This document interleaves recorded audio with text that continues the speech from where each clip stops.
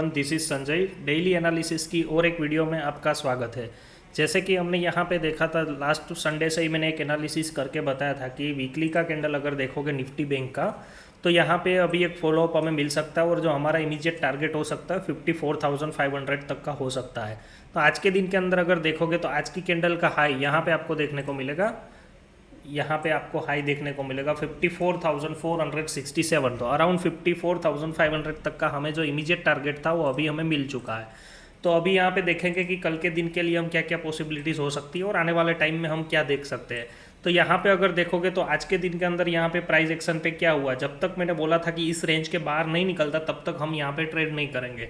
आज 12 बजे यहाँ पे मार्केट ने एक रेजिस्टेंस लिया और वहाँ पे ये साइडवेज हो गया। साइडवेज होने के बाद यहाँ पे मार्केट 2:30 बजे के बाद एक ब्रेकआउट दिया जिसने 54,500 के 20-30 पॉइंट नीचे टारगेट हमारा हिट हो गया और यहाँ तक का हमारा जो इमीडिएट टारगेट था वो हमें मिल चुका है। तो अभी हमें यहाँ पे ज़्यादा दिमाग नहीं दौड़ाने का है, क्योंकि यहाँ से अगर देखोगे तो यहाँ से हमें एक ट्रेंड लाइन का सपोर्ट मिल रहा है। जब तक कि ये ट्रेंड लाइन के नीचे मार्केट नहीं आता तब तक हम बाय द डिप्स वाला स्ट्रक्चर रखेंगे। मान लीजिए कि यहाँ पे इस ट्रेंड लाइन के नीचे अगर मार्केट आ भी जाता है तो यहाँ पे हम छोटे मोटे जो सेलिंग साइड के ट्रेड होते हैं जिसमें इमीडिएट टारगेट 54,000 होता है और ये जो रेंज है इसका लोअर जो पार्ट है 53,900 तक का हम यहाँ पे सोच सकते हैं। तो अभी के लिए जो भी हमारा ट्रेलिंग स्टॉप लॉस हम इसके नीचे रख देंगे। मान लीजिए कि कोई किसी की भी पोजीशन अगर वीकली टाइम फ्रेम पे है तो आज के दिन का अगर यहाँ पे देखोगे तो 54,090 अपना राउंड नंबर पकड़ के चलिए। तो 54,000 के नीचे जब तक नहीं आता तब तक हम मार्केट में यहाँ पे ट्रेंड कंटिन्यूशन में हम ट्रेड करेंगे। तो कल के लिए क्या क्या पॉसिबिलिटीज़ हो सकती है, तो यहाँ पे 54,500 के आसपास मार्केट जाने के बाद यहाँ पे आखिरी के आधा घंटा अगर देखोगे तो यहाँ पे सेलिंग हुआ है। तो यहाँ पे सेलर ने पहला अटेम्प्ट किया है। तो जब तक मार्केट यहाँ पे 54,500 के ऊपर नहीं निकलता तब तक हमें एक अपसाइड का मूव नहीं मिल सकता। मान लीजिए कि इस जगह पे साइडवेज रह सकता है या तो डाउन साइड की ओर अगर इस ट्रेंड लाइन के नीचे आता है तो हो सकता है 54,000 तक का हमें इमीडिएट टारगेट मिल सकता है। तो अभी मान लीजिए कि ये जो अपना जो कल का जो हाई था वो अभी यहाँ पे सपोर्ट का काम करेगा। क्लोजिंग का अगर कैंडल देखोगे 15 मिनट का तो भी यहाँ पे सपोर्ट लिया है। जब तक यहाँ पे मार्केट है तब तक हम बाय द डिप वाला ट्रेड देखेंगे। लेकिन मान लीजिए कि यहाँ पे कल के दिन के अंदर फ्लैट ओपन होने के बाद यहाँ पे कोई भी प्राइस एक्शन बनाने के बाद, प्राइस एक्शन कैसे बनाता है वो मैं बता देता हूँ। मान लीजिए कि यहाँ पे फ्लैट ओपन होने के बाद मार्केट यहाँ पे साइडवेज रहता है और यहाँ पे प्राइस एक्शन बनाने के बाद ब्रेकआउट करता है। तो इस ब्रेकआउट जोन पे हम एक ट्रेड यहाँ पे ट्रेड कर सकते हैं जिनका स्टॉप लॉस ये हमारा जो आज के दिन का जो क्लोजिंग कैंडल का लो है वो, और हमारा जो ऊपर का इमीडिएट टारगेट रहेगा 54,500 तक का टारगेट। एक छोटा सा ट्रेड हमें यहाँ भी मिल सकता है। तो हम ट्रेंड के साथ में जो भी ट्रेड रहेंगे वो छोटे या बड़े जो भी रहेंगे वो हम कैच करने की ट्राई करेंगे। लेकिन अगर डाउन साइड की ओर ट्रेड देखना है तो 50 ये ट्रेंड लाइन के नीचे जब तक स्ट्रॉन्ग बेरिश कैंडल जब तक क्लोज नहीं करता तब तक हम यहाँ पे देखेंगे नहीं।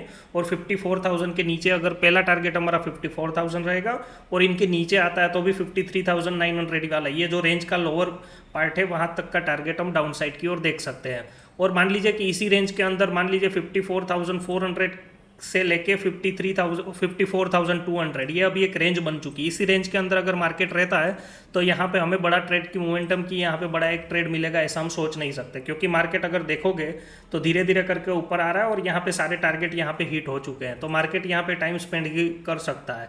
तो छोटा सा ट्रेड अगर 54,300 निकलने के बाद एक मिल सकता है जो 54,500 तक का 200 पॉइंट का हमें कल के दिन के अंदर एक मिल सकता है। और मान लीजिए कि 54,500 के ऊपर अगर मार्केट निकलता है तो हमारा नेक्स्ट इमीडिएट टारगेट रहेगा 54,800 और राउंड नंबर रहेगा 55,000। ये आने वाले टाइम में हमें ये टारगेट भी देखने को मिल सकते हैं। चलो तो अभी देखते हैं कि निफ्टी की आज एक्सपायरी थी तो निफ्टी के अंदर कौन सी ट्रेड कल के दिन के लिए हमें मिल सकते हैं। अगर निफ्टी के अंदर अगर हम देखेंगे तो आज के दिन के अंदर क्या हुआ, कल मैंने जैसे कि बताया था कि 26,000 के ऊपर अगर मार्केट निकलता है तो 26 फ्लैट ओपन होने के बाद 26,000 के ऊपर अगर मार्केट निकलता है तो हमें अपसाइड का एक ट्रेड मिल सकता है जिसका टारगेट होगा 26,200 तक का, जो टारगेट भी आज के दिन के अंदर हिट हो चुका है। तो अगर देखोगे तो ये पहली 15 मिनट की कैंडल है। 15 मिनट की पहली कैंडल बनने के बाद यहाँ पे मार्केट ने थोड़ा टाइम स्पेंड किया। टाइम स्पेंड करने के बाद यहाँ पे ब्रेकआउट दिया। ब्रेकआउट देने के बाद डायरेक्टली ऐसी मोमेंटम मिली नहीं, लेकिन अगर देखोगे तो 2 बजे के बाद एक मोमेंटम मिली जिसमें 200 पॉइंट तक का टारगेट, ये अगर हमने ट्रेड किया होगा तो 200 पॉइंट का ये जो ऑप्शंस बाइंग के अंदर हमें ट्रेड मिल चुका होगा। लेकिन आज के दिन के अंदर अगर देखोगे तो यहाँ पे वोलेटिलिटी ज़्यादा थी, तो प्रीमियम भी इतने तेज़ी से अप एंड डाउन हो रहे थे। अगर मान लीजिए मॉर्निंग पे किसी ने भी ट्रेड किया है तो यहाँ तक उनका प्रीमियम डीके होके, यहाँ पे उनका प्रीमियम है वो डीके हो गया होगा और यहाँ पे स्टॉप लॉस हिट हो गया होगा। तो अभी 2 बजे के बाद जो लोगों ने ट्रेड किया उनके लिए एक मोमेंटम मिल चुकी है।